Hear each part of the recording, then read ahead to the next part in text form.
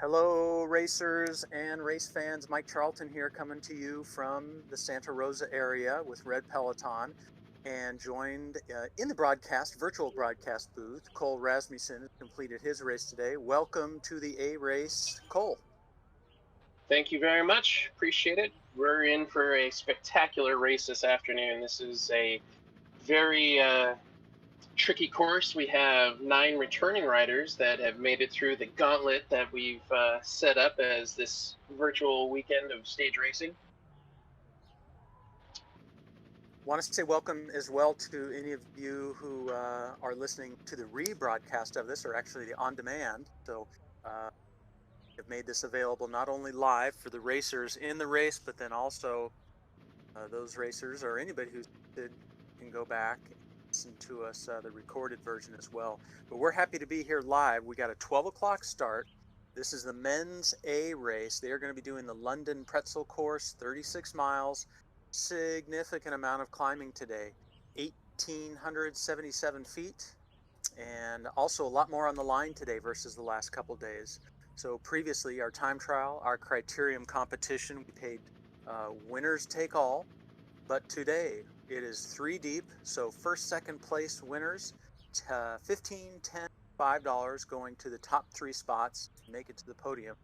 We've also got King of the Mountain, Queen of the Mountain spots, $5 a piece for those. We'll have details on when those will fall in the race.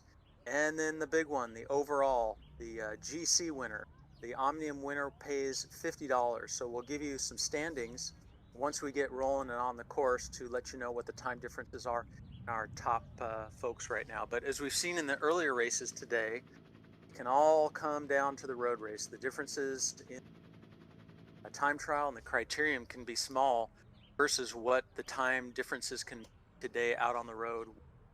Significant climbing that the men's A's today. So good luck to all the A racers. These are folks that have overcome some pretty good adversity this season.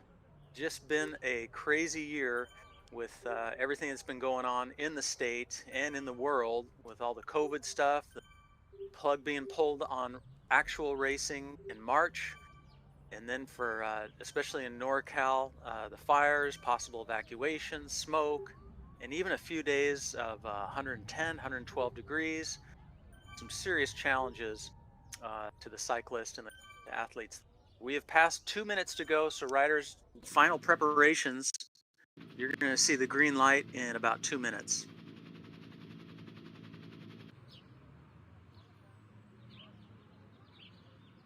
Looking forward to some team tactics today in the field as well. We got 2 major groups that will have some tactics at play today. But again, on the road race course, when you got significant climbing, it's really going to come down to fitness and how hard these riders want to go for today. Hard to draft, hard to get much support from a teammate when you got these big climbs. Absolutely, on the flats, on the descents, an opportunity to work together. The drafting, really what it's going to come down to: smart planning, strategy with your teammates, and of course that bottom line of what is your fitness you're bringing in today. Under a minute till start.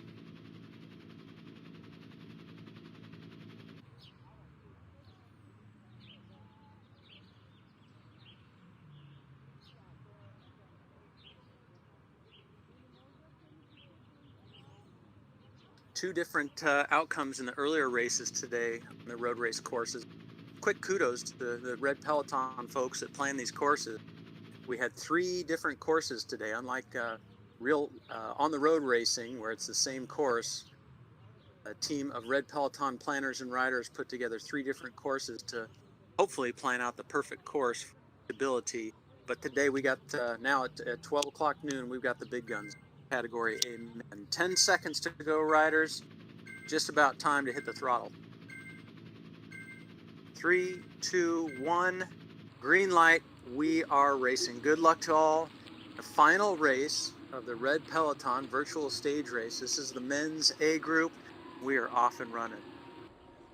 And to be expected, like we've seen in all the racing, 5 watts per kilogram. out of the gate, 4 watts per kilogram, some serious out of the gate speed. You cannot get caught off guard right at the start here. Yep, nope, they We look like are they're bunched pretty good together. Nobody's off the back. They are starting a little more moderate than most of the other, races and segments we've seen, just because, this is a little bit longer of a course. So we'll see how things pan out. looks like 9 riders today, like you mentioned, Cole. So definitely opportunity to utilize the draft of other riders. We have Yep, the that's returning. correct. Quite a few We'll go returning through riders' people. names here in just a second. Yeah, I got a few new people like Jerry Roach, who was a guest commentator yesterday during our crit races. Jerry decided to get out in the action and join the men's A road race today. But let's run down the current virtual leaderboard for this A group. So in first place, Sal Lucido with a time of 1 hour, 9 minutes, 33 seconds.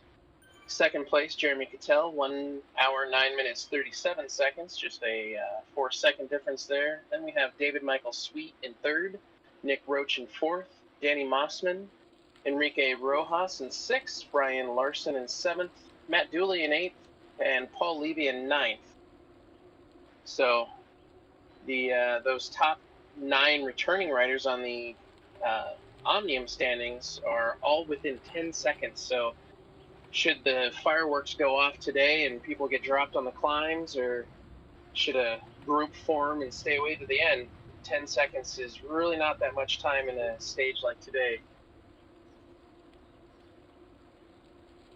You really don't need to go overseas and travel to France to see vicious competition and close standings. All you have to do is show up to the Red Peloton virtual stage race, and you can see some pretty tight racing, that is for sure.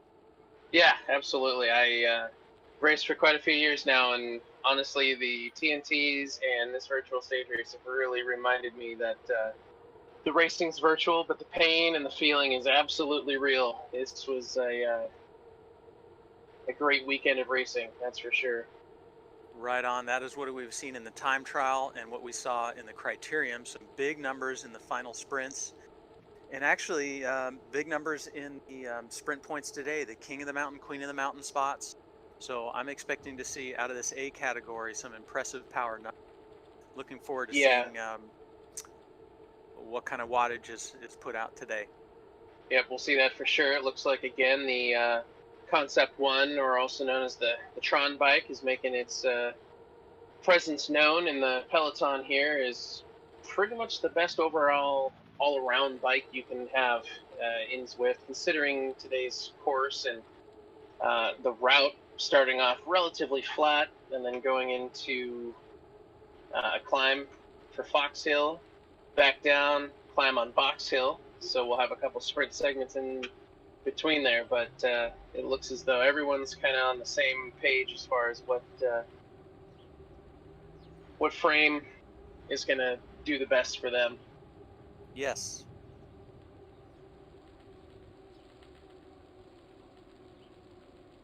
All right. Looks like we're rolling along relatively well here. 4.2, 3.5, about 28, 29 miles an hour here. Just kind of warming up the old legs before the viciousness, the attacks start. Yeah, quite with this London pretzel course, like you said, Cole, just kind of rolling. Got quite a ways to go before the first climb. Of course, you do have the one sprint point about halfway between, so about maybe 10 miles in, I'd say, be the first opportunity for one of these riders to put a little cash in their pocket. Good opportunity to remind our riders, if you have not took win in the previous stages, or if you take a top 3, or if you hear that you have won one of the King of the Mountain spots, make sure we have your email so we can PayPal you your winnings. Don't spend it all in one spot now.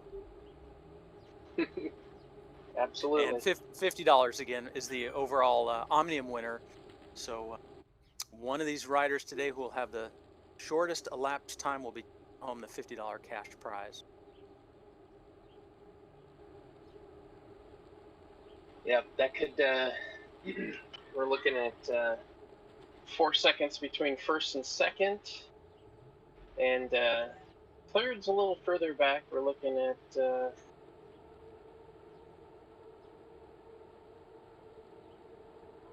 42 seconds down to third place. So between David Michael Sweet, Jeremy Cattell, and Sal Lucido, things are really tight. And then again, Nick Roach is 30 seconds beyond David Michael Sweet. So it honestly, with this course, it's anyone's omnium, anyone's win for today. So we could see things getting fairly heated.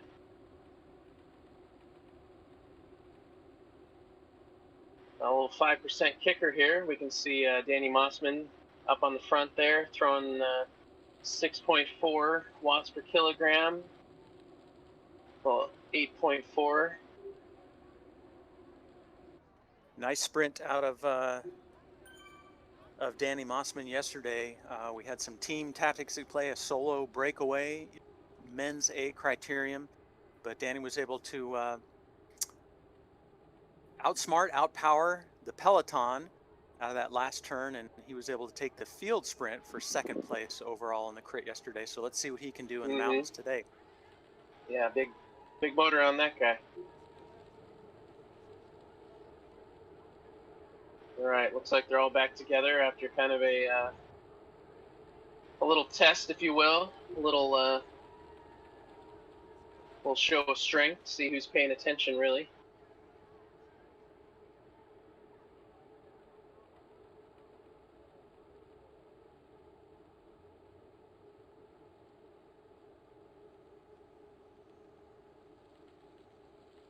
You know what I just noticed as well, Cole, as we went through the spectators have come out today, haven't they? Look at the folks lining the streets to see this main event today. I dig it. Yep, there they are. There they are.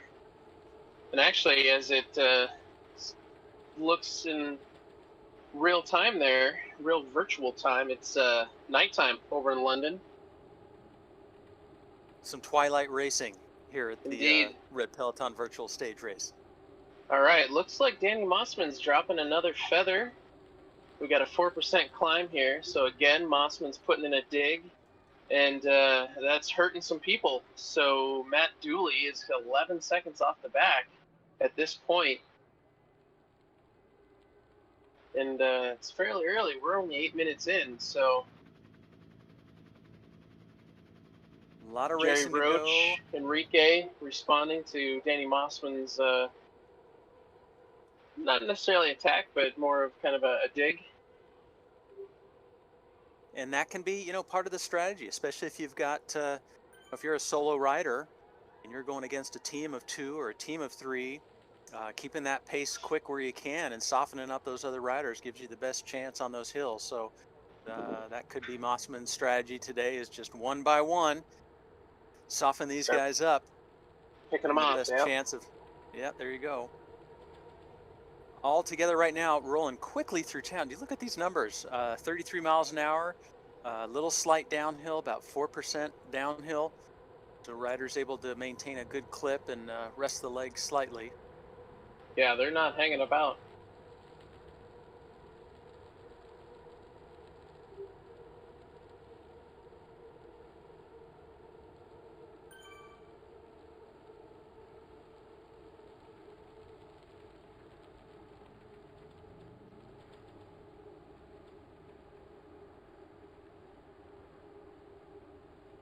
So we've got a clear, we saw team tactics in the criterium. The 3-man team of Jeremy Cattell, David Sweet, Brian Larson.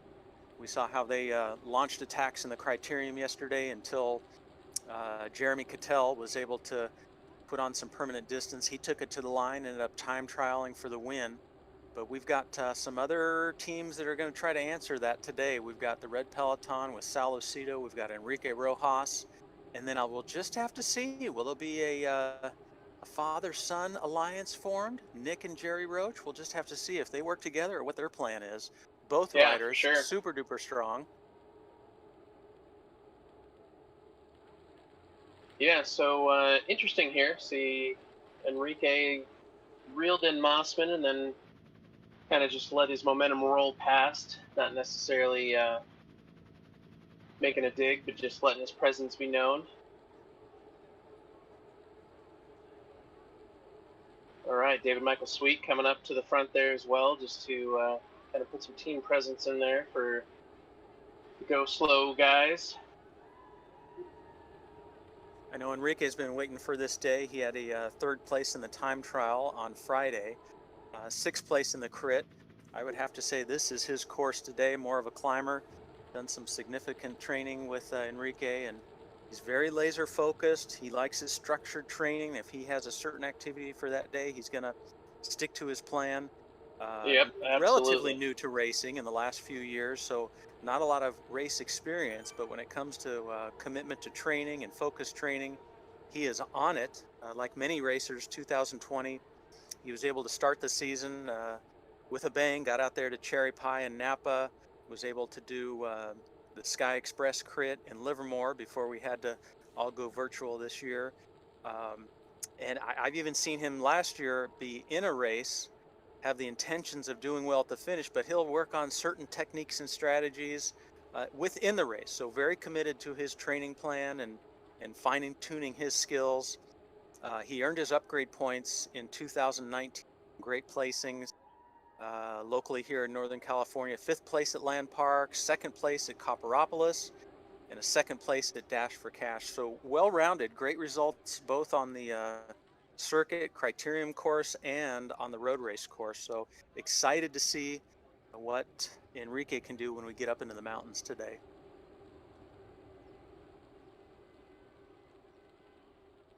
Great feedback on Enrique there. Yeah, it'll be curious too, because Sal's been riding really well also, and Sal's also a bit of a climber, especially in Zwift world. So it'll be interesting to see, how they work together, whether they're going to work for each other or just kind of see how things take shape. Little attack right there by Levy, putting in a little effort right at the front, creating a little bit of gap. Yeah. Just keeping the pace quick, 5 watts per kilogram. Sal shutting that down, and then Enrique immediately coming to the front there.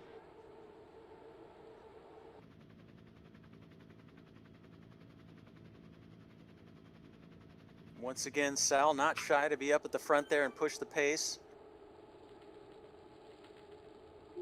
A little frustrated yesterday, being a little bit of a victim to the team tactics out on the crit course. We just saw some absolutely big work put in, but really good example of what can happen when you got 3 strong guys and very knowledgeable on team tactics, how it's very difficult to be successful when it's just one person versus 3 people. So a little different today. Again, when we get into the mountains, a lot of that has to do with how well you've prepared, what your fitness level, what your strength is like.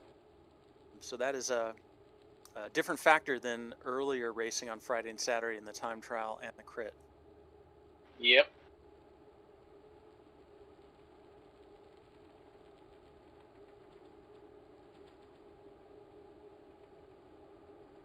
All right, so Enrique's holding around a 3-second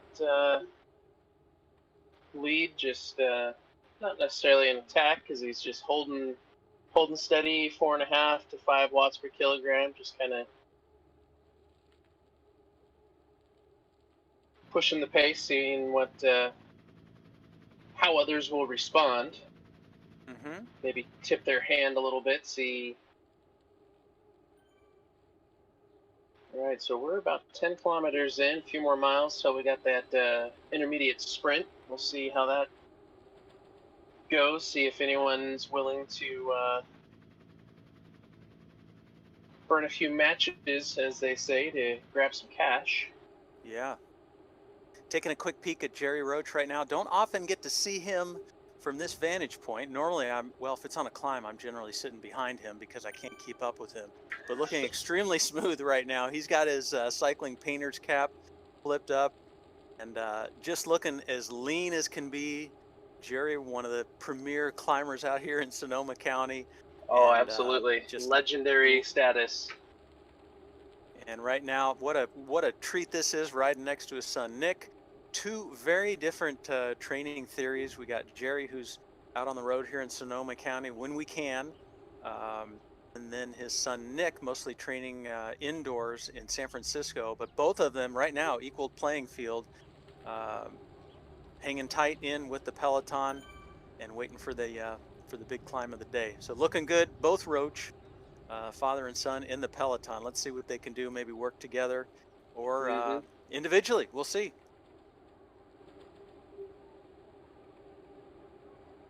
So it 200 looks watts as right though, now. yeah, Enrique's increased his lead to about 10 seconds.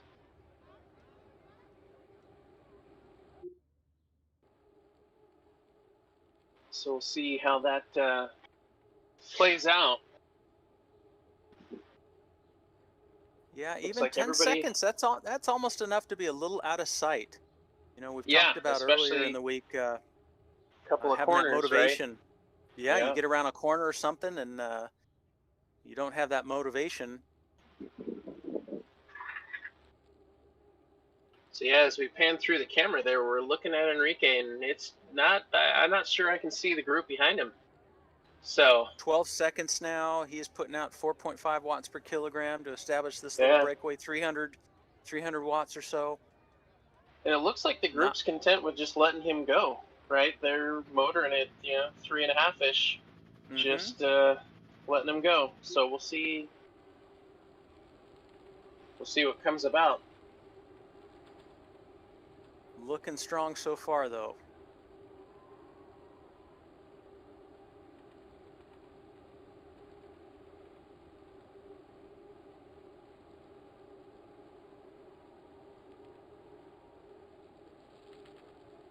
So another one of the solo riders to keep your eye on today. Like I mentioned yesterday, a great output of power, taking second in the criterium. Danny Mossman, 42 years old, Cat 3. Um, looks like mostly Sacramento racing for Rio Strada in the 2015-2016 season. And then more recently, the 2017-18 season riding for Folsom Bike Trek. So as we know, out in Sacramento, just some strong training rides, strong riders out there. So last year before, I'm not sure what he's doing on road this year, but just a super competitive arena out there in Sacramento. As a Cat 4 2016, a slew of wins before he upgraded. So a lot of the NorCal riders will recognize some of these races that Mm-hmm. he won at a Masters 35 plus level, Land Park, 2 races at the Golden State, Martinez, San Rafael. So very active in the Northern California district racing for Danny Mossman. So good luck today. Don't believe he's got any alliances, any teammates out there today, but he showed us yesterday that is not required. He just calls on his own knowledge and horsepower.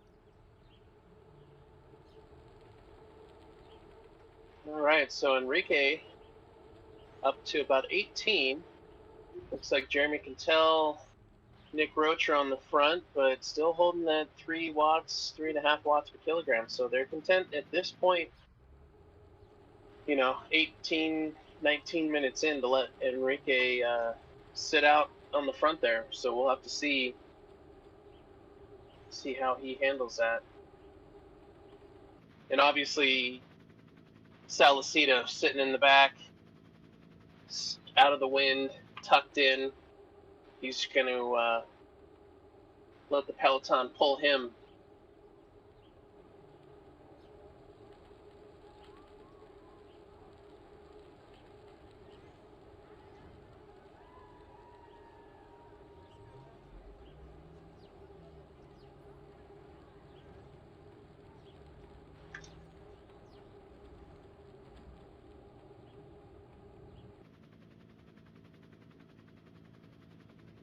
So looks like 8 riders in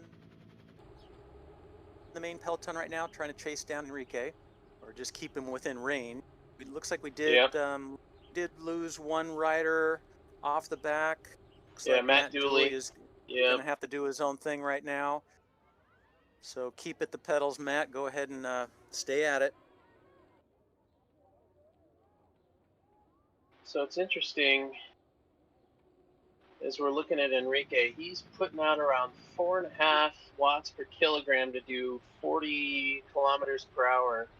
And if we flip over to Jeremy or one of the group, Jeremy in the group there, he's doing 37, which is only a few mile an hour slower, but within the group and having teammates and the rest of the Peloton to rotate, you can tell just how much more power is required for a solo rider to stay off the front like that, as opposed to riding in the Peloton.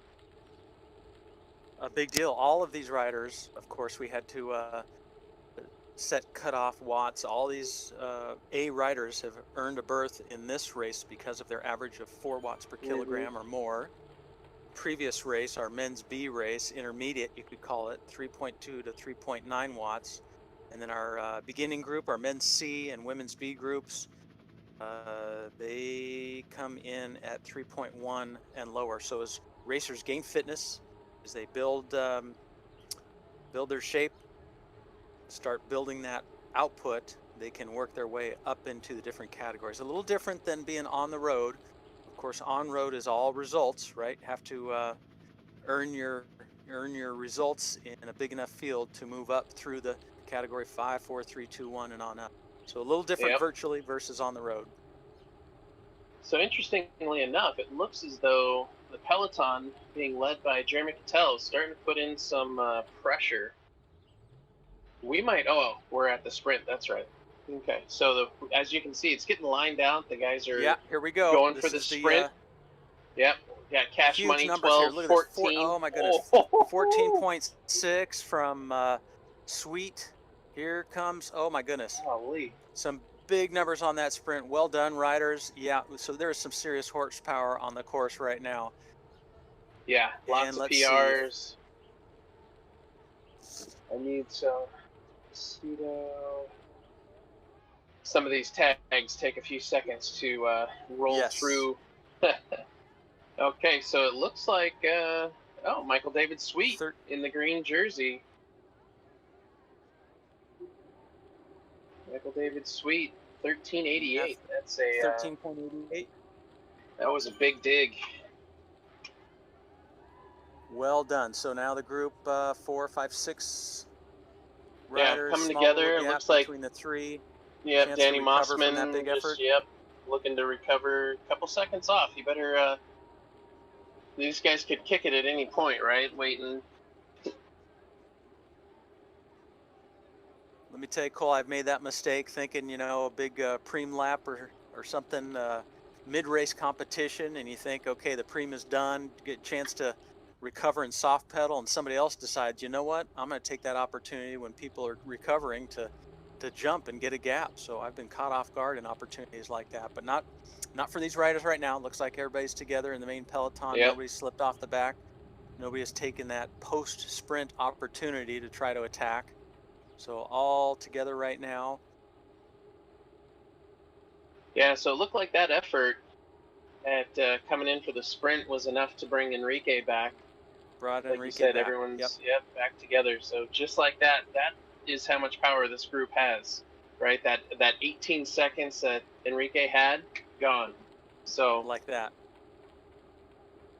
For those of you out there who are waiting for somebody to attack, right? Like it's just really not that easy to attack and ride away from a group. Yes.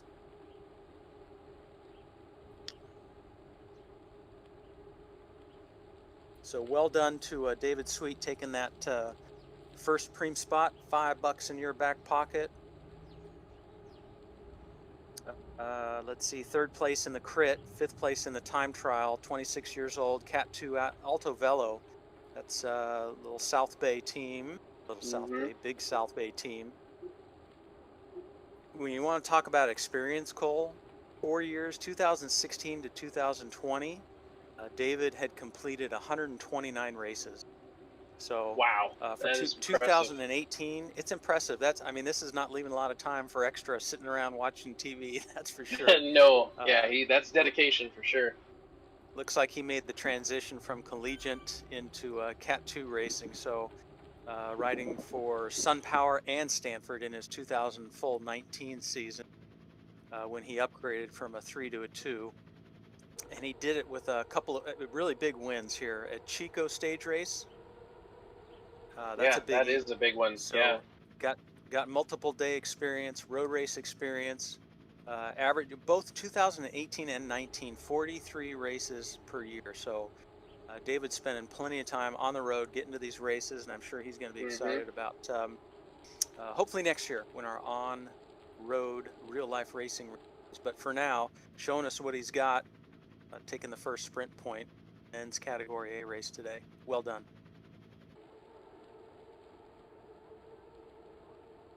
He has other stage races, 2020, even before the 2020 season shut down. He was able to compete in the Valley of the Sun stage race, where he got third place in the road race there. 48 riders, so a Wow. good sized field, Yeah. grabbing the bronze medal early on this year, and also the Tour of Murrieta.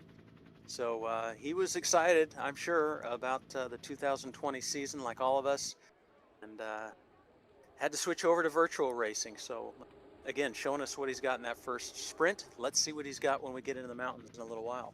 Hmm. So yeah, okay, there he comes. I was gonna say Mossman's been spending a little bit of time off the back here, and eating wind at the back of the Peloton's not really saving him any energy. But he just kind of punched it, got back in with the group.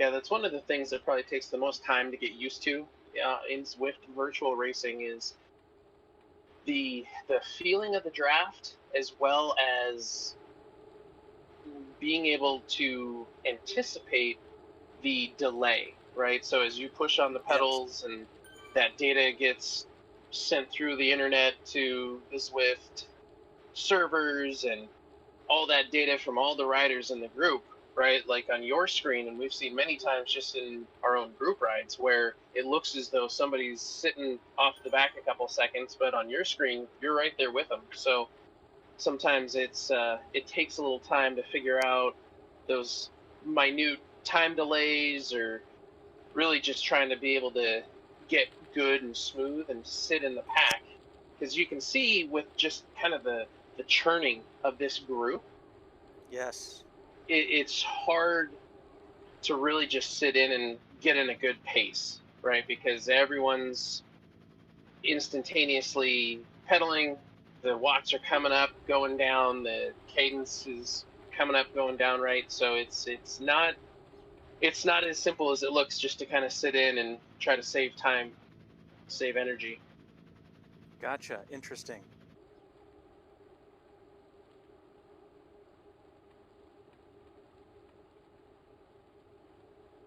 Okay, all riders seem to be just kind of working together, uh, feeling each other out for the moment, seeing, keeping an eye on each other, waiting for that next big climb.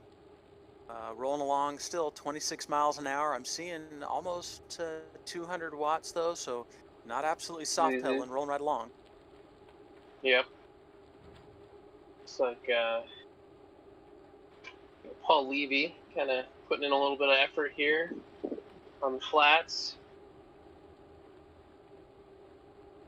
Yeah, I think everyone's just waiting. We're about 20 kilometers in. We're about halfway to the first climb of the day, Yes. and I think that's where we're gonna things will unleash. So Paul Levy competing in the time trial, I believe 5th place on Friday's time trial, not able to make it for the criterium, so not a candidate for the overall, but absolutely a candidate for the top 3 spots in today's stage. So good luck to you. Getting a good view here of Jerry commented yesterday, Nick Roach, how does that cap stay on when you're rolling along at 25 miles an hour? I don't know. We got some that chose helmets, some with caps, some with nothing. A little varied in the what people are wearing today. Can you tell us a little bit more about bikes, Cole? How do you? I see some wheels that are lit up, some that are regular standard wheels. How do riders earn or decide what bikes and equipment that they have going in this race? Yeah, so within Zwift, you're given a quote unquote virtual garage. And so when you first sign into Zwift, you're given kind of a Zwift branded road frame and a time trial frame and a mountain frame. And so as you progress and ride more events, ride more miles, you earn sweat drops, which is essentially the currency of Zwift, as well as when there are certain types of events, you can complete that event and get a set of wheels or get a frame. So essentially, there's a list of frames and wheels, and then Zwift has gone through and essentially created within their algorithms and programming bonus and or a ranking system. And so um, there's actually several websites dedicated to kind of breaking down and finding out the science behind which are the fastest frames for time trials or climbing time trials or regular climbing segments, right? So based on your Zwift level and how much sweat drops, how much currency you've spent, you can upgrade Mm-hmm. your equipment, right? So that hits our pleasure centers. We're upgrading wheels, things like that. So for the concept one, as you guys talked in the last couple of days, it takes quite a lot of time and effort as far as sweat miles are concerned to get that concept one. The wheels are not changeable on the concept one, uh, but on the regular frame, as you can see, I believe it's David Michael Scott still has or David Michael Sweet rather, still has just a regular Trek frame, and so it looks like. I'm flipping over to take a look at what While he's you writing. take a Yeah, look so at that, he. I'll just quickly point out Paul Levy taking a bit of an attack right now. I see. Just Yeah, want to he's. recognize about a 5 second gap established while you're explaining equipment for us. Yep, indeed. Putting in a dig before the climb. So back to equipment. So it looks like David Michael Sweet is on a Trek frame, and so this looks like the Amanda. It's hard to tell. Some of them are different colors and stuff. So that's more of a climbing focus frame. So it has within its metrics, it is considered a less aero but more light frame, and he probably has that connected with some really light wheels, right? And so as you spend more Mm-hmm. money, you can lighten up your machine, or if you're gonna have a day with a lot of flats, you should roll over to, like we saw in the crit racing, some of those real deep dish wheels for some good aero gains. So Gotcha. that's one of the things that's pretty interesting about Zwift. But at a certain point, when you get to a high level, and or if you've climbed enough to get your Tron or Concept One bike, um, it plateaus pretty quickly. So there's really not much that's gonna beat the Concept One Tron bike.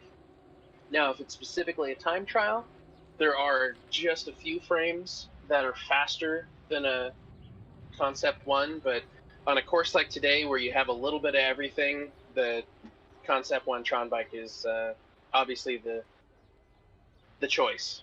So Gotcha. Appreciate that. So let's see. Back on course, we've got Paul Levy. If he looked over his shoulder right now, he would see the group about 5 or 6 seconds back, but he has fallen into just a nice rhythm consistently, about 100 RPM cadence. And Cole, I'm not seeing him drop much below 290, 300 watts. So he's found a nice rhythm here, holding his position off the group, not really gaining, but making a statement, getting a great workout, and getting a little time and some clean air up front here. So getting some sponsor exposure time and some, right, I'm sure, some good, absolutely.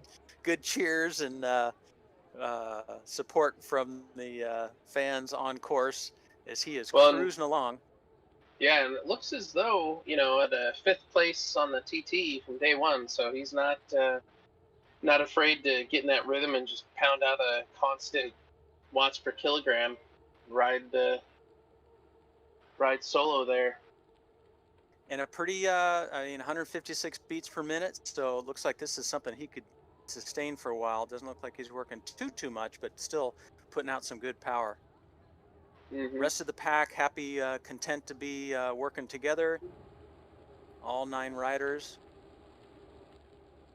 Everybody sharing the work at the front.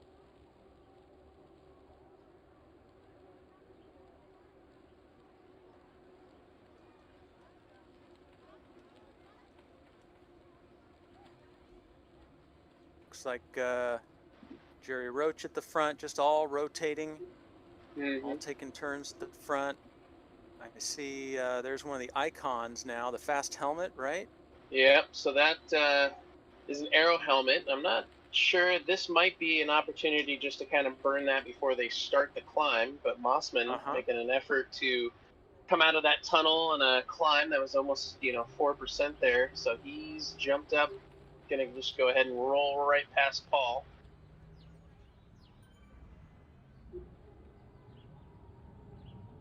Paul's making an effort just to kind of come back, maybe see if Danny wants to work together on a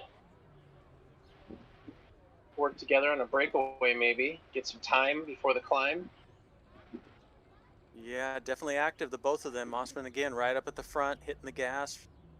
4.7, 4.8 watts per kilogram. Yeah, Looks like a little 2-second gap right now. yeah. So Although I can possible see, alliance being formed.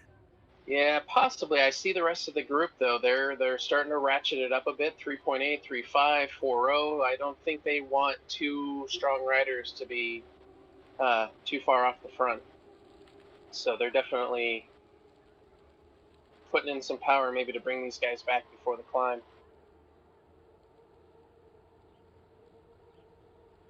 I've seen it happen before where you think it's not a threat and you got Mm-hmm. a bunch of teammates in the peloton. Well, it's only 2 guys. We got plenty of horsepower back here. And then those 2 guys are having a good day. You react too late and you can't chip away at that time. Frustrating. So can't let too much time go by. And I'm sure team captain of Brian Larson and his threesome of David Sweet and Jeremy Cattell are going to keep a close eye on that and not just let someone ride away and get too much time before we go into the climb. Yeah, Mossman's fifth overall, but certainly, he's only around a minute 20 down from Mm-hmm. Jeremy and Sal. So, as we've all seen, big climbs you can lose lots of time on a climb. So, minute 20 on a climb is nothing to sniff at.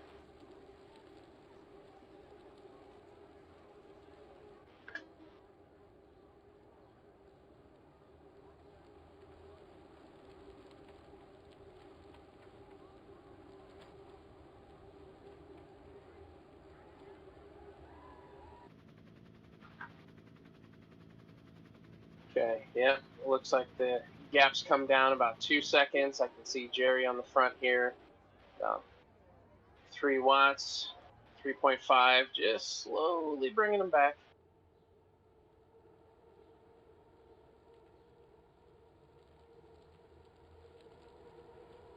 They're coming downhill now, -5%, so this might play into the group a little bit. Some of those heavier riders kind of letting momentum carry them.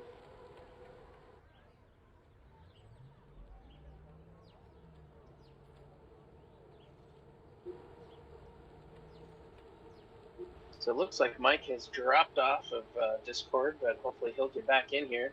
Yeah, here I am. I'm back. Little All right, great. quick technical difficulties. I'm back. All right, so the looks like the rider's going on along. There's a little river here they're crossing by. Some little scenic Yeah, road I along the would. river. Yeah, right there in the middle of London, the Thames. I'm assuming. So the group not content to let those 2 guys stay out front, kind of wrap them up. All together. Boy, how Yep. nice is it on this race, Cole, not to have to get up and set up hay bales and roadblocks Oh, and all that. There's pluses, minuses of each kind of racing, but indeed. that was a Yeah. nice one. Yeah. Roll out of bed, throw on the headset, and ready to commentary. Yeah. Yes. No towing of cars that weren't supposed to be parking where they're supposed to be. Yeah. No permits. The list is quite extensive, but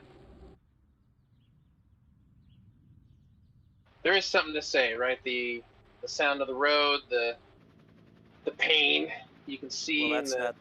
your Yeah, that's competitor's not going to go away. eyes. Yeah. Yes. Hopefully, we'll be all back to that soon. I am thinking we'll see what happens when we get into the mountains. But for now, it looks like these elite group of A riders have all done a beautiful job recovering from their efforts in the time trial and the criterium.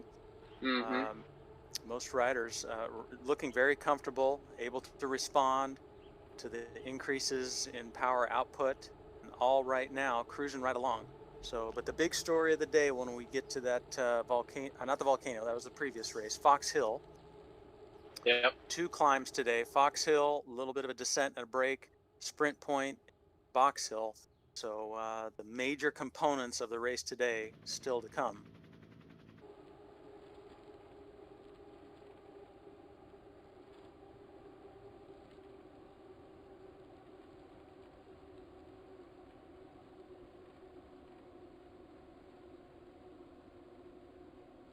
Again, the adversity that these athletes have had to overcome this year is just quite phenomenal.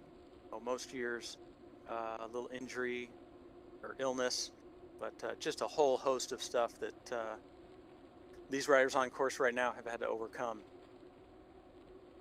Yeah. 2020's thrown some punches and won't back down. So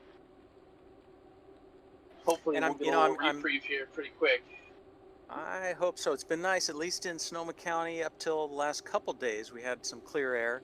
I was able to, after being in the broadcast booth yesterday for so long, it was nice to get out and just spin out the legs for the first time for riders in the Peloton or those listening in. One of our favorite roads out here in the Santa Rosa area is West Side Road and West Dry Creek.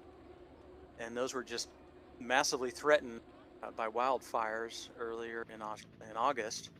So didn't want to get in the way of any of the cleanup or recovery or emergency activities that were going on out there. So finally, on a quiet Saturday late afternoon, seemed like there was not much going on. So I took my first easy spin up West Side Road, and I'm happy to report that things look pretty good from the roadside. The only noticeable thing I could tell was some retardant sprayed on the utility poles and at the base of the utility poles, but no visible burning down at West Side Road. With mixed emotion, because I know houses back Sweetwater, houses back on Mill Creek, quite a few of them were lost. So I feel for those folks, obviously. And just a big thanks again. I've heard it many times, but all the firefighters that were from the area and that to the town, just a huge thanks for them for the long hours and hard work that they did to protect so much of the houses, the structures, and the wildland. It was great job. overwhelming. True And hero work there. A few of those folks were from the cycling community. I can think of 2 or 3 folks. One of our own Red Peloton riders, saw a couple pictures of him out there on the lines with 30, 40-foot tree on fire, and there he is on structure protection.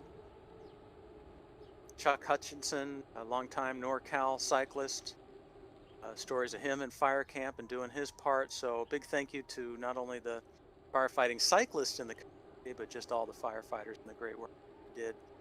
And hopefully remain at a normal level and not have an October like we have had in the past. I could do without that. No doubt, I hear you. Yeah, unfortunately, like you said, we had a bit of a reprieve over the last week or so, but I'm looking at the numbers now on Purple Air, and we're back over 150 up in that unhealthy zone. So most likely no afternoon spin today, unless you're masked up, of course. Was able to sneak it in yesterday when it was about 100. Felt okay to do a little soft pedal. Yeah. But I'm hoping for these athletes right now, whether they're in their garage or in their living room, that they are breathing nothing but clean air and can really give it their all. All right, so I noticed on the map here we're headed back over the river, which means we're closer, ever closer to our first climb of the day. So we're gonna cut across the bridge here. We'll get some beautiful shots. We're all still together. It'll drop down in through a bit of a tunnel along the line there. We'll pop out of the tunnel, hit the countryside, and start climbing. So riders, enjoy that 150 watts, that 200 watts pedal yeah, right now. Enjoy that draft, because it's about all to come to a halt here when we get up into those mountains. I think everybody knows it's coming, and everyone's eyeballing each other. Just waiting. That's it. Just waiting to see who's going to go first. Yeah, there's so much on the screen to look at, right? When you're riding, you're looking at the gradient, because if you don't have with the new smart trainers, right, they automatically adjust. So if you're not really paying attention, all of a sudden it gets harder to pedal. You realize, oh crap, I'm climbing, right? So right. You're watching the gradients, you're watching your own heart rate, your own power, trying to make sure you're not overexerting or under, right? And then all of a sudden you see motion, see movement in the Peloton, right? And all of a sudden you look down to that Swifters nearby and you see the watts per kilogram on a competitor kick, right? So you're constantly watching. It's a little bit different.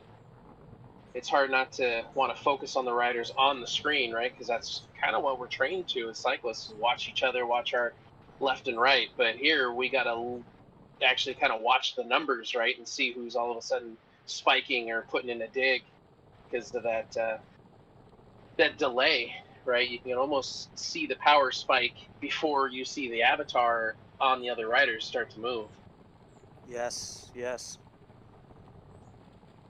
Well, I'll take a second before we get into the hills and recognize the winner of the first stage, so our time trial, and do a little refresher on who had the horsepower on Friday.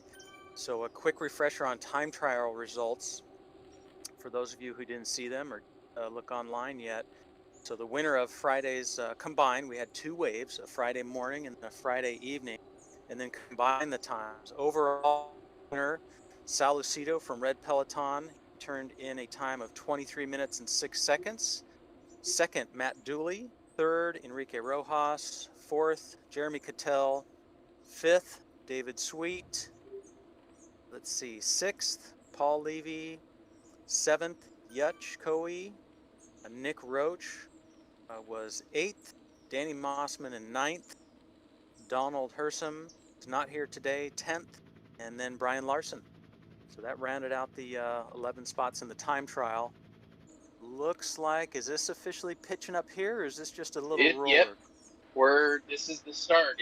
It rolls into the climb and then kicks. So we're at 6% now. Paul Levy was dangling, but as you can see, it's lined out. We're up above 4.2, 4.5 watts per kilogram. So okay, the real deal. Yeah, and if you look at I'm looking at the view forward from Enrique Rojas right now from the back. You can see it is single file strung out.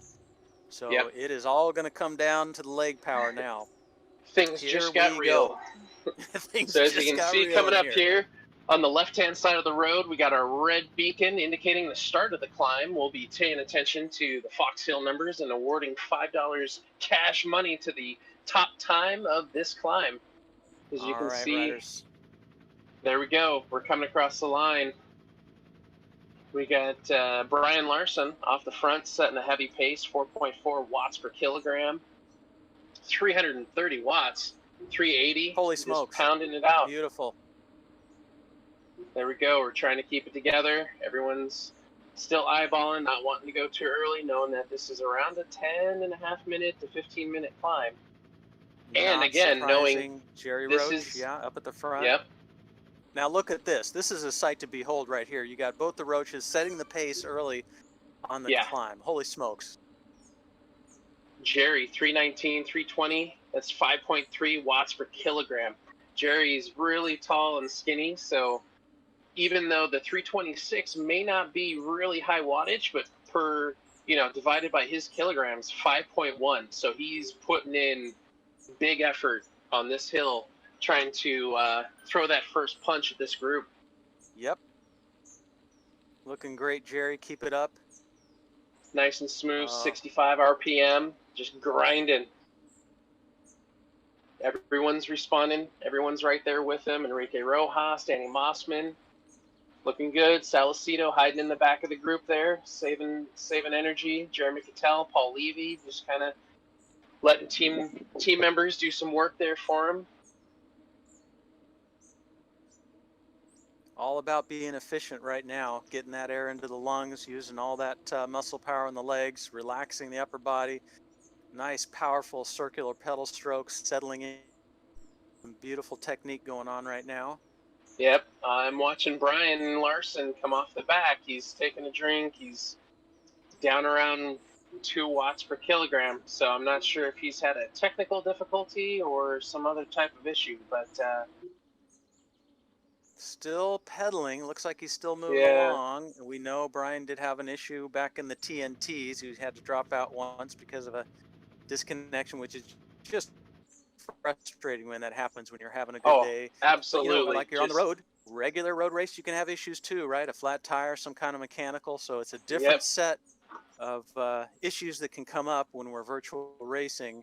But it looks like Brian might be done on the hill for the day. It's going to be up to his 2 teammates, Jeremy Cattell and David Sweet, for the team results today, if I had to guess. Yeah, 30 seconds is with this group would be insurmountable for any one rider to try and catch back up.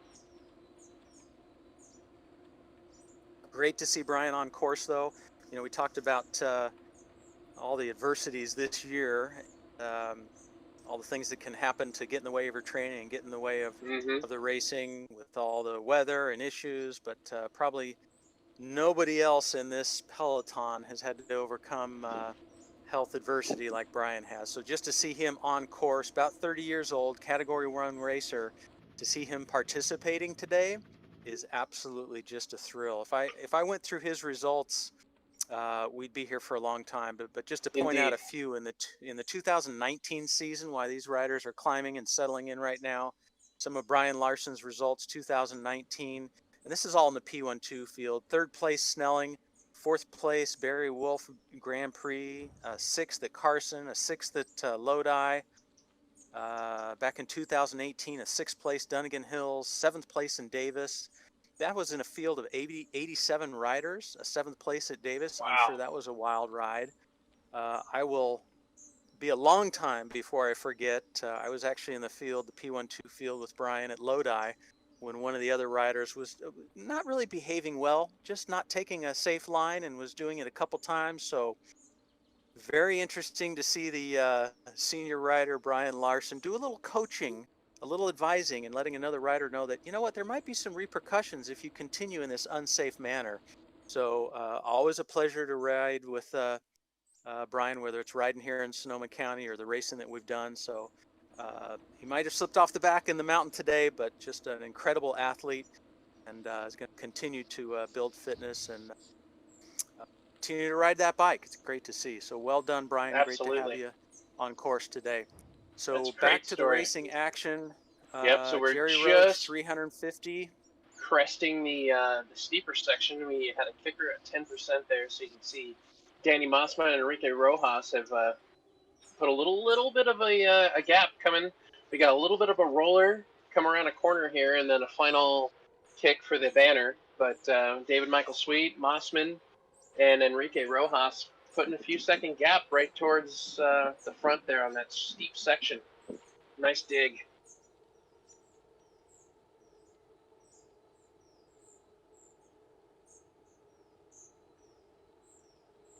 Looks like Salicido's trying to bridge up. He's jumping to the front 3 there. Looks like as it flattens out a little bit, I see Nick Roach, 8 watts per kilogram. Jerry Roach as well. These folks want to get right back on. They're going to work together. Look at them make a dash to latch back on to the tail end of there. This is Not a situation where you want to be in the wind by yourself. Okay, so that All was right. the banner right there, correct? Yep. Preliminary results. David Michael Sweet grabbing the KOM points there. Make sure Nice everybody job. gets through a bunch of PRs. These guys aren't going slow. So that was A lot of a confetti. significant dig. Yeah, that was a significant dig coming across the line there. So David Michael Sweet grabbing $5 in cash. Fantastic. Congratulations. So let's see here. Sal DeCito leading the descent right now, it looks like. David Sweet behind him. And here we go. This is fun to watch now as we start a little bit of a descent. These riders winding their way down the mountain. Yeah. And again, with Zwift, you can coast, but it has to be fairly steep. So like a -3, -4%, you're not going to coast like you do in the real world. You're not going to coast and catch people. So as you can Yeah. see here with Paul Levy, he's off the back and he's having to put in some effort, 350 watts downhill to try and catch back on before the sprint and before that second climb. It's in his own best interest to get back to that group that's looking to be 7 or 11 seconds off. So looks like he's just coming up on Nick and Jerry here, who are going to use his momentum and kind of sit on his wheel. Yep, see they're 5%. And that right there, Well, you can this see the is arrow tuck. very interesting team situation here we got going on, Cole. We got the two, what it looks like to me, the two red Peloton riders, Salacito and Enrique Rojas, have teamed up with David Sweet. So are they going to stay on the gas? I'm seeing some serious wattage output, 200, 250 watts. Yep. This would be a great situation if the red Peloton riders can stay off the front Be curious and to make it see. Up a there's 3-up sprint. Well, there's Jeremy Cattell throwing down 8 watts per kilogram, 580 watts downhill Holy to try and smokes, bridge holy there. Right, smokes. he sees what's going on. Yep. He knows there's some horsepower there. Sal's been sitting in, saving his energy. So 2 up. Hopefully the Roaches and Paul Levy and Mossman, who are a group of 4, is about 7 seconds back now. And this is one of those aspects of Zwift that is very, very foreign to most races, right? Having to put out 600 watts, as I'm looking at Jeremy Cattell here, 600 watts going downhill. Holy smoke. Everything he has to try and grab this group of 3 riders just in front of him. I think so it everyone looks like a little mix. I saw Super Tuck a little bit, but for the most part on the gas, 110 cadence. He's turning the pedals fast. He knows it's now or never. Yeah, he wants absolutely. this to be, if this stands, 2 versus 2 versus his teammate solo versus 2 red Peloton guys.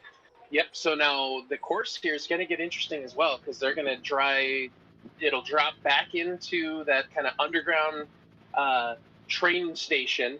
They're going to descend about 15% right here on the stairs.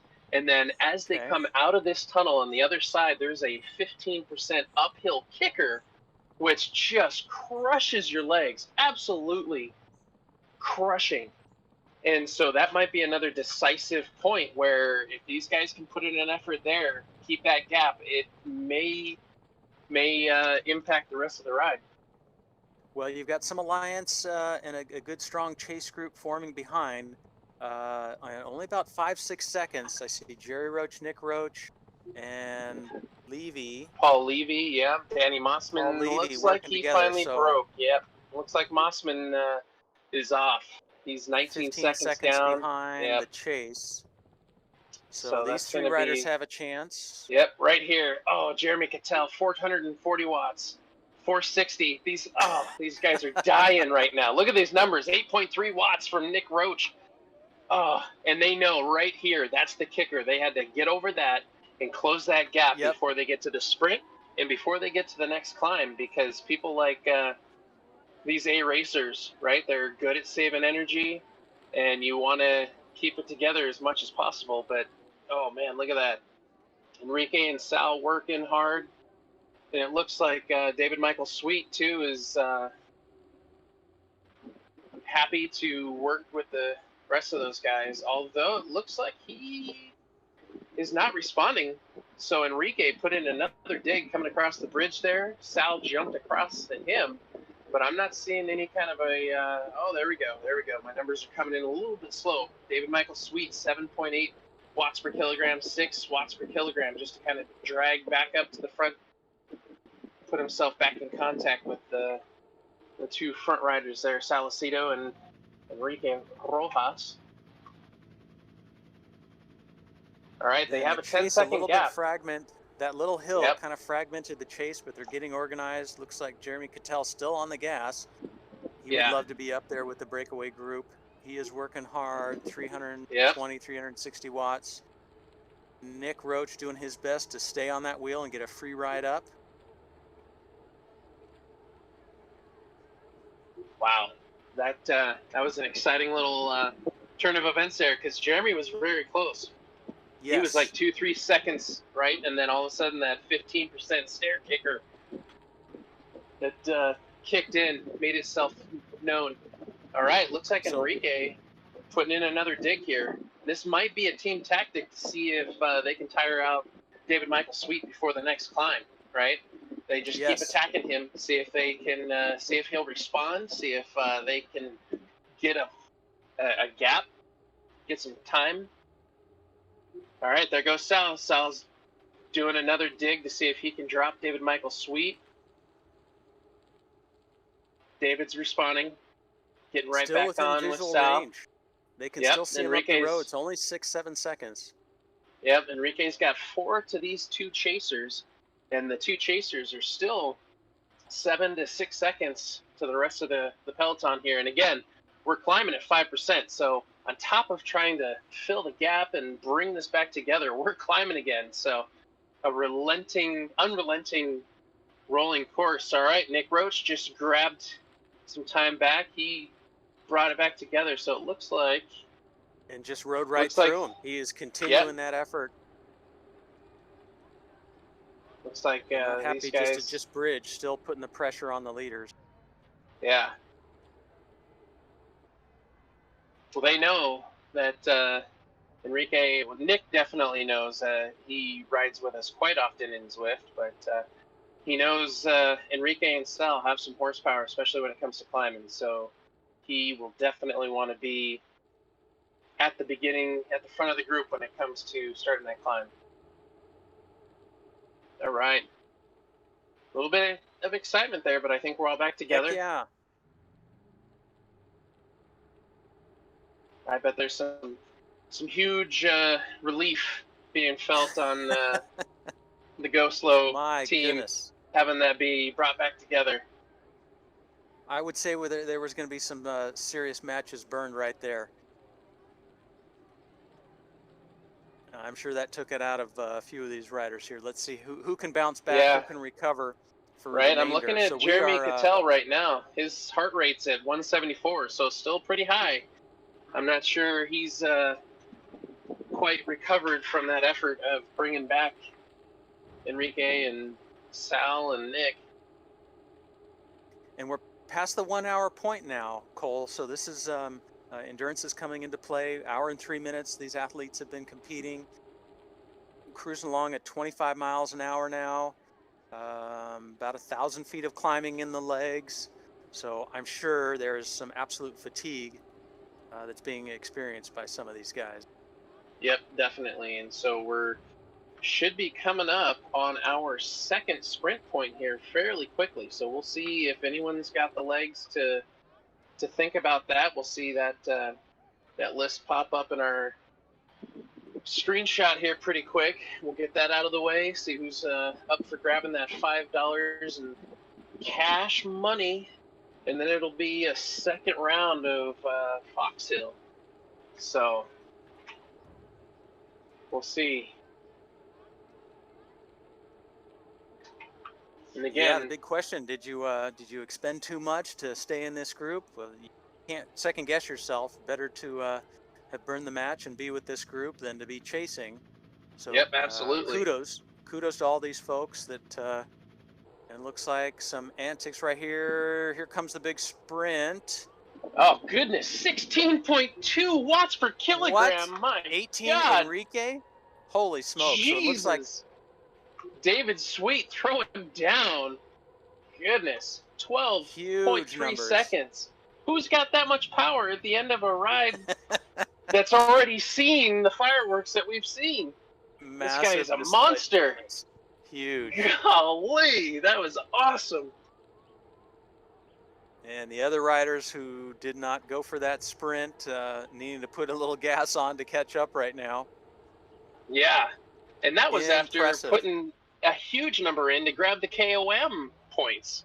Actually, as it stands, David Michael Sweet has grabbed both sprints and KOM 1. Yeah. That is some depth of fitness. Impressive. Indeed. All right, the bunch still together. Nobody looking to pig or roll off the sprint and try to gap anyone there. Look at those watts come down below 200, so riders getting a little chance to try to clear some of that lactate and get back to a normal baseline again before they get back to work. We're practicing our breathing right now. We're grabbing some water. We're swapping towels maybe. That's one of the other aspects of Zwift.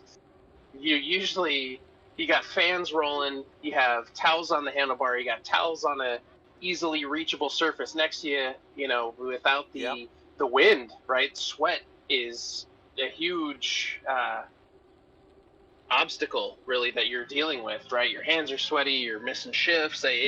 All the excuses you could think of having to do with sweat come into play here.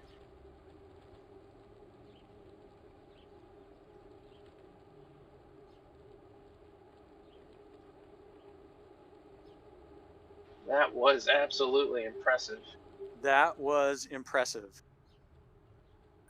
That is some that is some horsepower.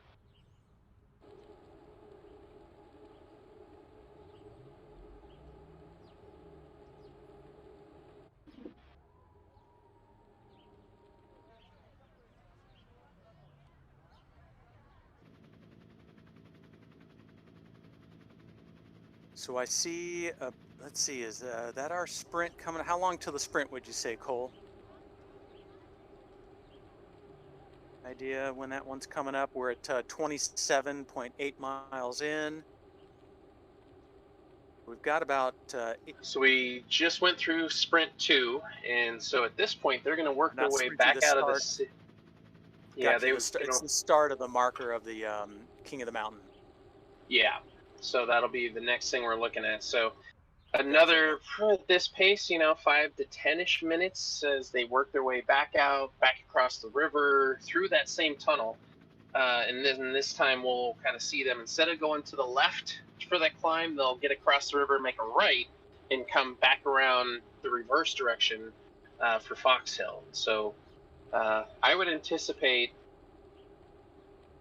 again, another just steady, high power roll onto that climb. I don't know that anyone's willing really to expend the energy to attack early and try to get a gap, because this group is way too strong to, one, allow that, and two, to not want to chase an effort like that down.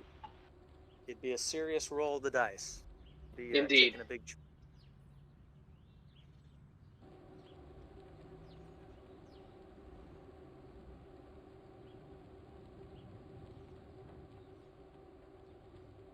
Well, we'll see who's worked the tactics. Lots of people have been trying stuff. We've seen some efforts, but it's all back together before this last climb. So total race duration, 35 miles today, but many of these riders in this Peloton used to day after day racing. We saw the resumes with a bunch of stage racing for these riders here. So, but they know tomorrow, you don't need to recover for tomorrow. It is all or none today. Everything left out there, unlike the time trial and the criterium where you're trying to think of, can I recover and have a good day tomorrow? There is not a tomorrow in the virtual stage race from Red Peloton. This is it, final day of the stage race competition. So we are going to see emptying of the tanks and seeing everything that they've got on this final climb. We already saw a Yep. peek at that. Some massive Yeah, numbers earlier. there was some swinging going on, some leg flexing for sure. For sure. Just impressive to me, Cole, that, not only the power numbers here, but when you look at regular on-road racing and these stage races, how some of these 5-day, week-long, 2-week-long races, how these athletes can go so hard and then recover and do it again the next day. It Do a 100, is, 120-mile road race. It's just yeah, phenomenal. incredible. I need to sleep for several days, just riding an hour a day for the last 3 days. I'm Yes. dying.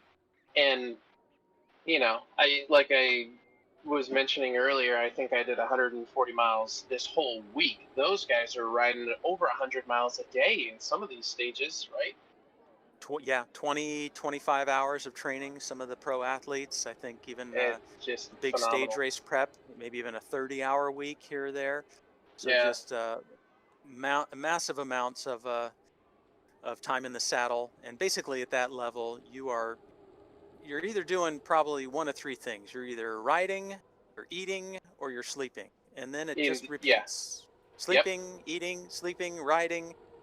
That's about it when you're at that elite level. So not quite the week-long or 2-week-long stage race here at the Red Peloton virtual stage race, but 3 phenomenal days of racing that are culminating here in Category A men's race, closing in on 6 miles to go. Yep. So they'll come out of the tunnel here. We're in the countryside. We're going to come up here, turn right. And again, it'll roll a little bit, get right into that climb. And looking at the profile, right, not only do they have to do this climb again, they'll come down probably on the gas like last time. They'll hit that 15% stair climb kicker again. And then it'll be a full-on drag race back over the bridge. And it's a bit of a uphill finish. So these guys are going to go inside out on this climb and then still have to save some for this painful finish. Beautiful. I see Nick Roach right now, Out front, right at setting the some front. pace. Yep, setting the pace, putting his nose in the wind, taking his turn at the front. Looks like Salicido, second or third wheel, staying right towards the front. Yep, we haven't seen that kick yet. We're still 3.5, 4. A couple numbers. We're rolling into it, right? We can start to see just that steady power input. Yep, Enrique here right we to the go. front, 5.8, 5.6. So Here we go. 6% elevation change.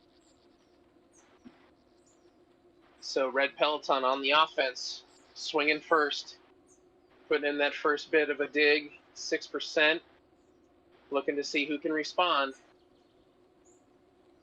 Looks like Jeremy Cattell right on the heels there. So as far as the Omnium is concerned, Jeremy is 4 seconds behind Salicido. So 4 seconds Got to on a make up climb those like 4 seconds this, somewhere. right? So it's going to be hard. Can he make up those 4 seconds? Get himself bumped up there. All right. Trading spots, Enrique out there putting in some good 360 watt smooth power. Just kind of laying it down. See who can go with him. Interesting composition 5.6. of this lead peloton right now. Looks like Paul Levy pretty much could be by himself. He's going to have to form some alliances when he gets to the top of that hill. Otherwise, we've got 2 and Yeah. 2. We've got the Yeah. two-man team of Jeremy Cattell, David Sweet. We got the 2-man Red Peloton team of Enrique Rojas and Salicido. And then the most likely formed Roach team of Nick and Jerry Roach. But I got a feeling as we get into this hill and the top of that hill, it's going to be every man for himself. Yeah, no doubt. And so right now we're seeing Sal and Enrique have about a 2-second gap back to Jeremy and David, and then almost an 8-second gap here to the Roaches and Paul Levy. So that Little just bit of a gap. constant Yep, that 400 watts of consistent pain being put out right now in the front by Red Peloton is hopefully doing what they talked about doing, right? That steady, consistent, just putting down the power. And I've been watching. Sal's been really good at sitting on the back of this group all afternoon, so I imagine he's been saving his energy for this moment. Okay. Enrique knows Sal's got a 4-second lead on the Omnium. We're looking at a 2-second to David Michael Sweet, who I am still shocked has power or energy after 2 sprints and a polka dot jersey to hang at 5.5 watts per kilogram. And again, another 4 seconds back to Jeremy. Jeremy's cracking, right? He's coming off.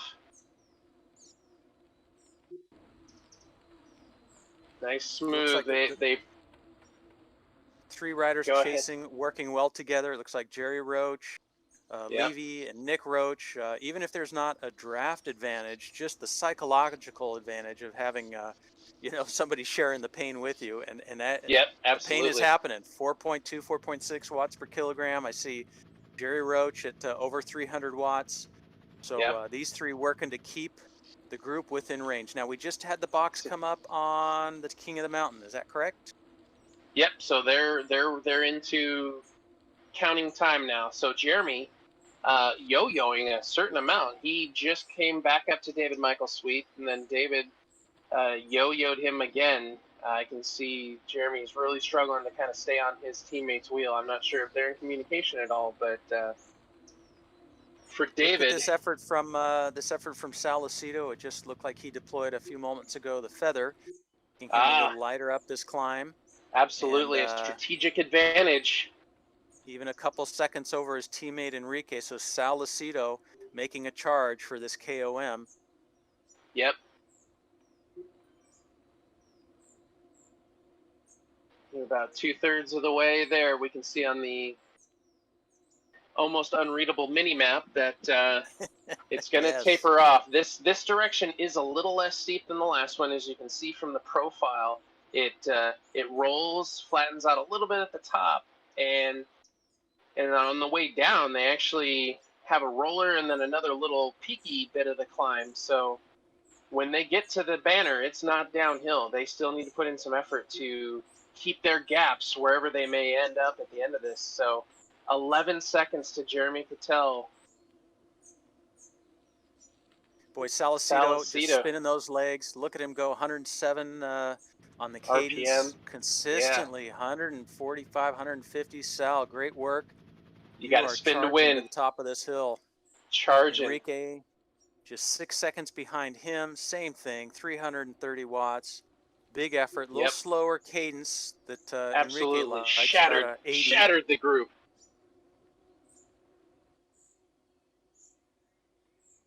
$120.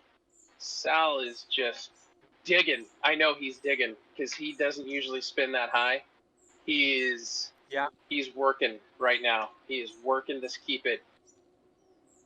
So right now he's at the top where it flattens out a little bit. So this is advantageous considering his speed right now just jumped up to 45 miles per hour, or kilometers rather, right? Whereas the guys on the climb are still chugging along at 30.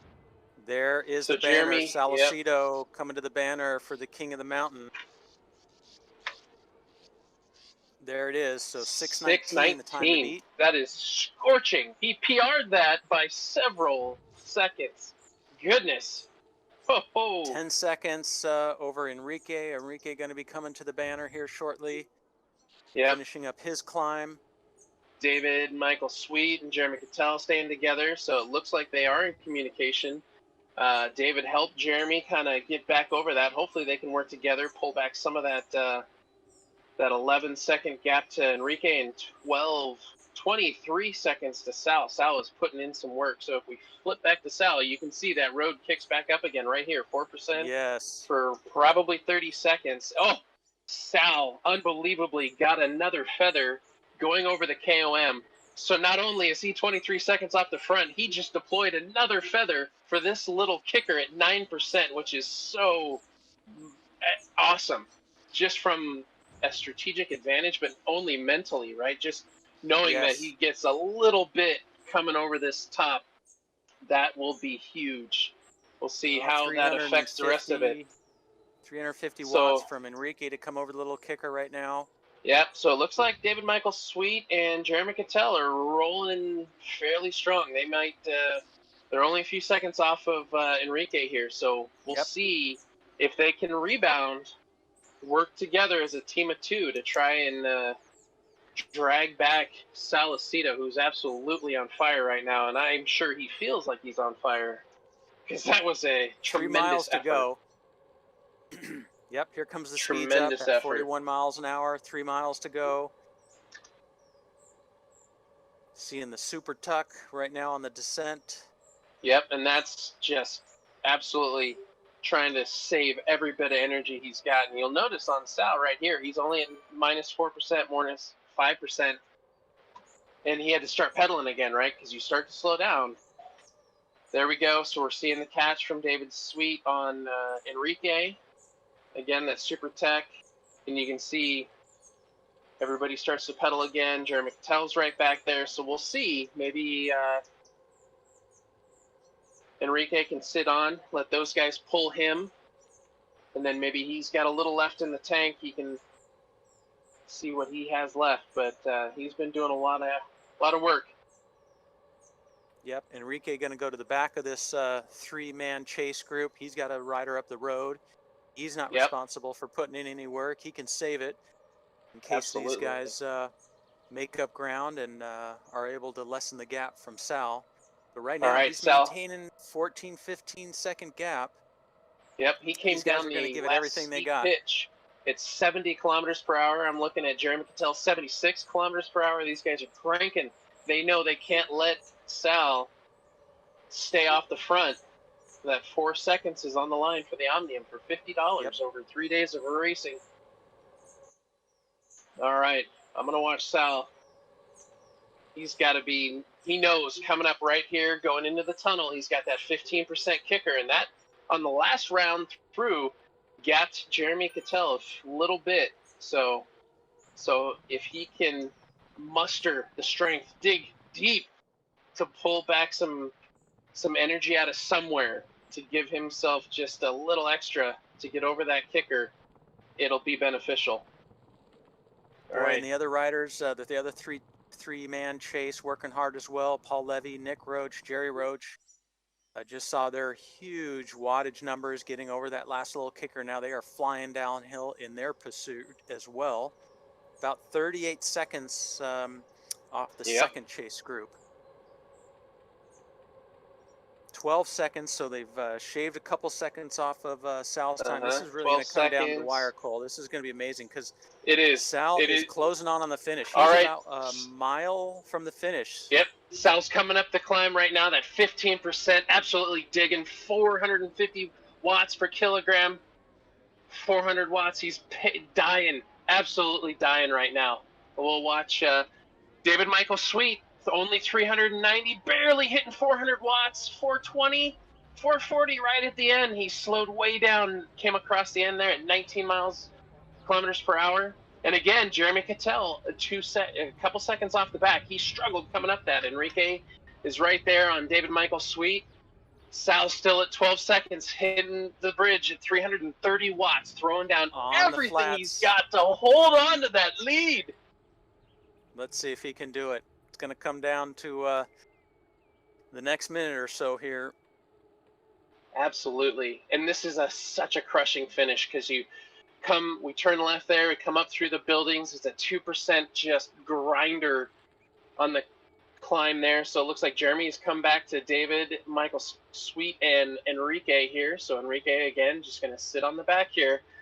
Hopefully he can grab a few breaths, do a little recovery, and upset any kind of late attack. But Sal has increased his lead to 17 seconds. He's throwing down 5.3 watts, 5.5 watts there. So he's just digging. He's digging as hard as he's ever dug. Jeremy does not want to see Sal finish this thing up solo. He is spinning those legs. 94 is the cadence. Oh, That's gotta hurt. He's in a group of three, but no, he's only got one person. So basically, it's a two-man time trial to try to catch. 184 beats per minute. Poor Jeremy is working hard.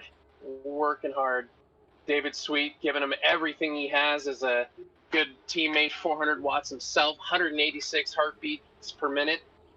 They're both digging.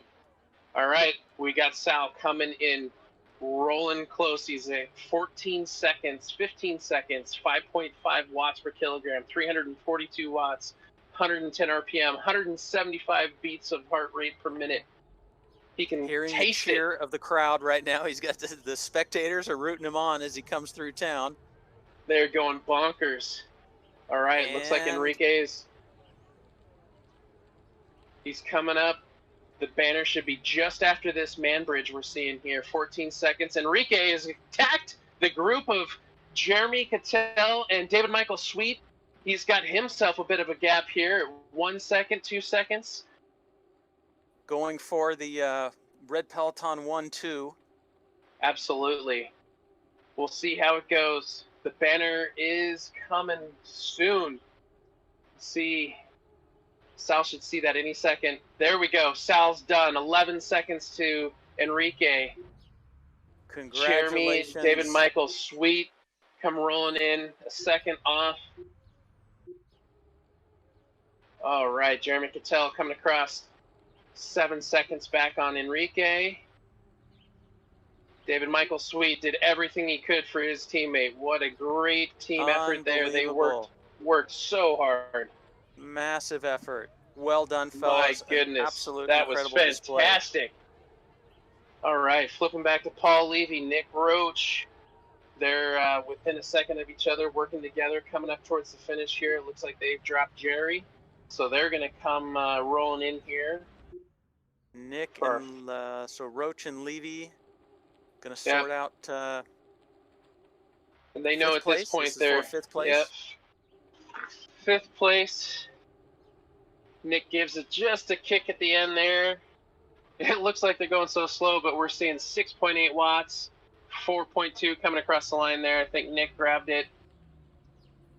All right, Jerry's coming across the line there. Jerry looks tired. He's coming up to the line at 2.2. Beautiful job to Jerry for hanging with absolutely this group of athletes. Not generally Jerry's weekend to be competing with a bunch of Pro 1-2 caliber riders. So well done. Well, the story of the day, Sal Aceto, unbelievable. Absolutely. Just crushing the top of that climb and then taking it into town in the flats and maintaining that.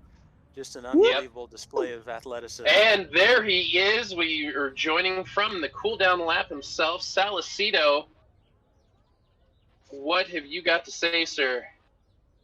Enrique is a mastermind of all of this. Oh, that is fantastic. Enrique set the stage, baby. That was awesome. That was an amazing unfolding of events. We watched as you 8, 9 riders there kept it together, throwing punches, feeling each other out, not wanting to give up any indication as to how you were feeling. And then that last climb, Sal, let's take us through that. If you can, if you still can talk and breathe at the same time.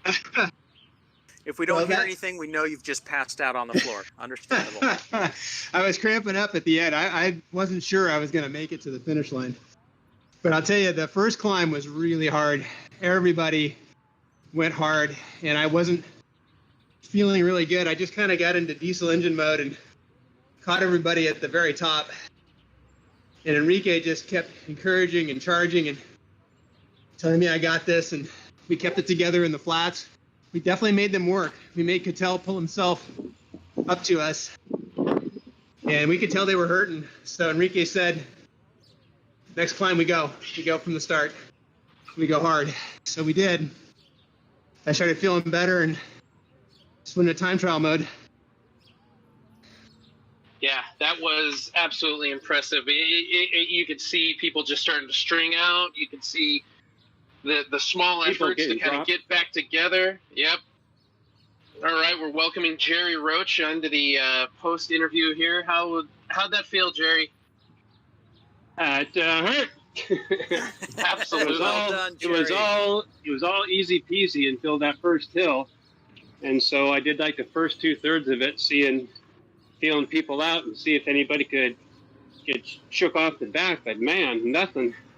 And then they pretty much went around me and left me. But then we got back.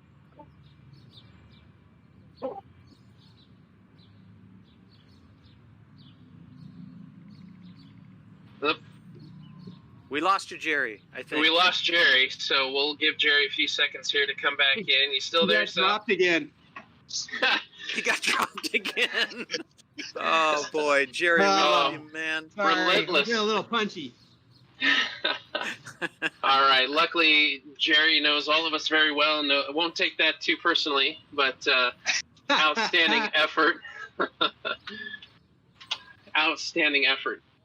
So that was great to watch. We knew there would be fireworks. We knew people were going to be waiting for that second climb, but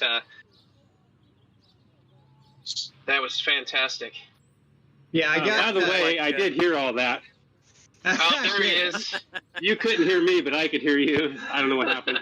But anyway, that's pretty funny, and I'm not offended. We love you, Jerry. Thanks. Yeah, that Well, was I'm watching, pretty brutal. That second hill was ridiculously hard. I had a hard time. I had a hard time gauging whether or not our tactic was going to work because both Sweet and Cattell were really kind of hanging on to it, only a couple seconds back. And there's no way I'm staying away from them with only a 2-second gap. Enrique just kept barking in my ear, "You got this, go, go, go, go." So am I to understand you soloed from the top of the hill in? That is correct. Wow, nice. I got lucky, Jerry. I got a feather power up for the main climb, and I got another feather power up through the banner. So I used it on that second little bump. Yeah, downhill. I was screaming in unbelievable awe at your luck in pulling a feather after the banner for that second kicker, where just mentally that was a huge leg up. I bet you were chuckling to yourself as you pulled that feather out and used that. I don't know. I had tunnel vision, man. I just went as hard as I possibly could on that last kicker. I super tucked for, I don't know, it seemed like only 30 seconds, but it was probably longer. And then I had to get back on it again. What speeds were you super tucking at? Do you remember? It was the 8% section, and I was probably doing about 60 kilometers an hour or something like that. Oh, man, don't talk to me in kilometers. I was going fast, Jerry. I know we were doing 41, 42, 43, but in other races I've gone almost 50. So I just showed you the level of fatigue, trying to spool up some speed before you go down that. It wasn't spooling today. You guys brought back 5 seconds on my gap. I had about 20 seconds over the top of the hill, and it came down to 12 seconds. And I got really, really worried. I just went into time trial mode to see what I could do.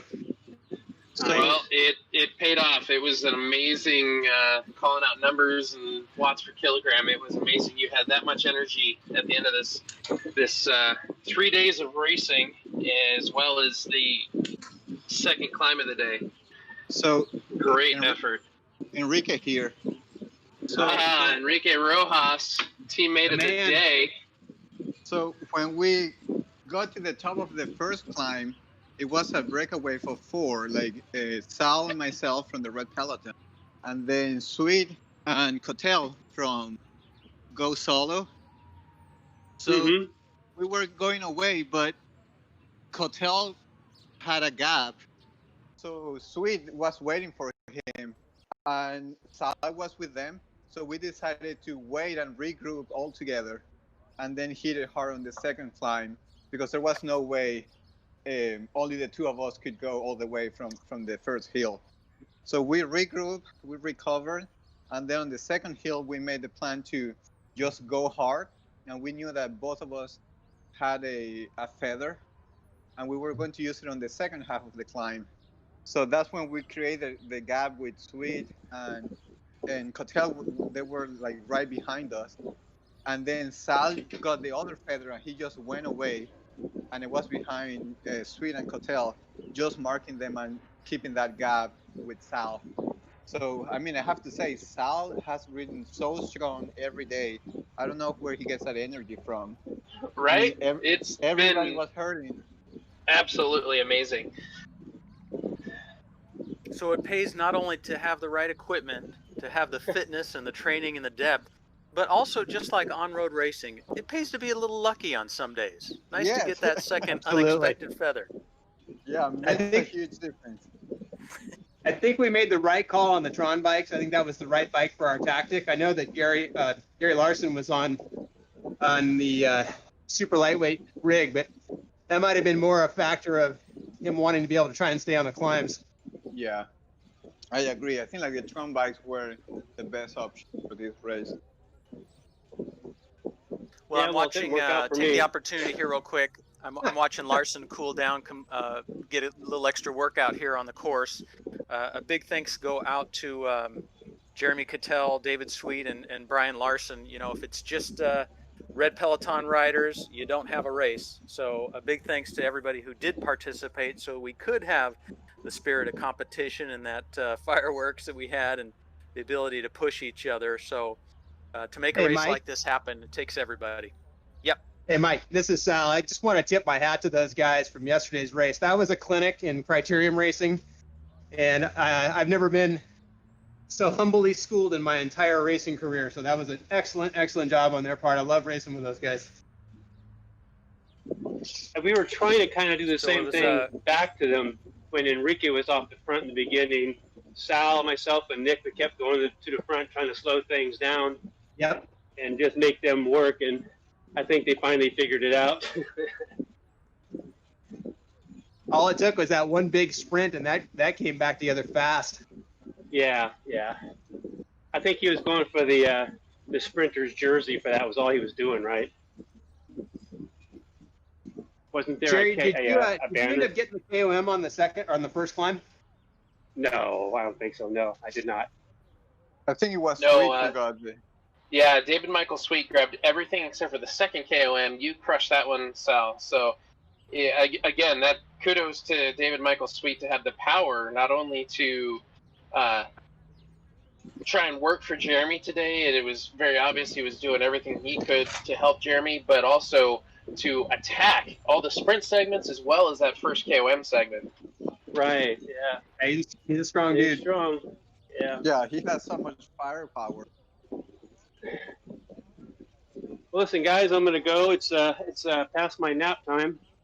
And A well-earned nap, Jerry. Well done. You've earned it. Absolutely. thanks for putting on a race, and thanks to the sponsors. And I will see you later. Good job, Team Roach. Well done, Jerry. We'll Bye. see you out on the road Good soon. job.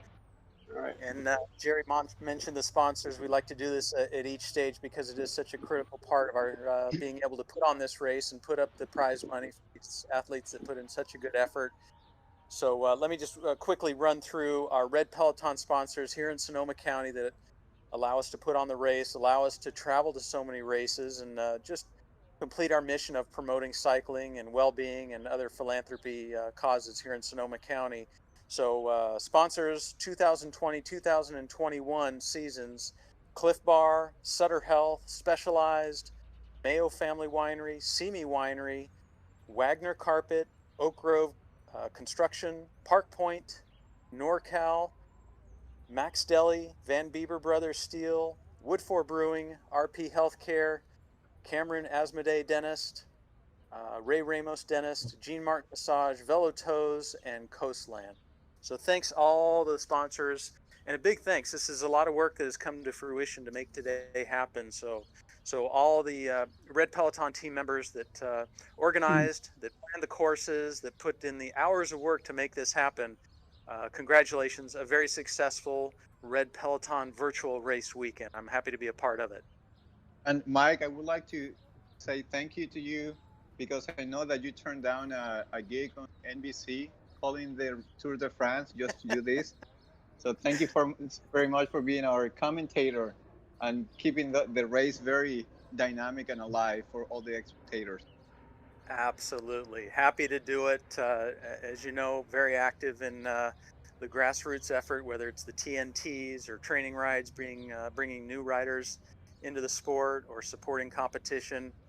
This was an opportunity I couldn't pass up to be a part of this virtual race. So it doesn't matter whether it's virtual or on the road or training, what have you. I'd love to be a part of it. So like many of the riders that were out there today, I'll look forward to doing more on-road racing, but also hearing stories and watching and keeping tabs on what virtual racing, virtual training will be going on. But until then, you can be looking for me and my teammates to be crushing some Strava segments out here in Sonoma County over the next few months. Hey, Mike, All from right, my any vantage final point as thoughts, a racer, Sal? I was just going to say, from my vantage point as a racer, it's always familiar hearing Pete Sweeney's voice commentating at the race start finish. Mike, you're the next heir apparent, my brother. I gave him a run for his money. Well, it was sure fun commentating with you guys. Just exciting to see the race strategies unfold. Know what it takes for these guys to put out the power that they were doing. So huge efforts put in by the athletes and really everybody who showed up. Big congratulations, a big thank you for just being a part of it. Again, can't happen unless everybody shows up. So thanks for being a part of it. For now, until our next virtual race, Mike Charlton here in Sonoma County, the rest of my Red Peloton teammates signing off for this one. We'll see you for the next one. Have a great rest of the day. Nice, and we're out. Lovely. Sweet.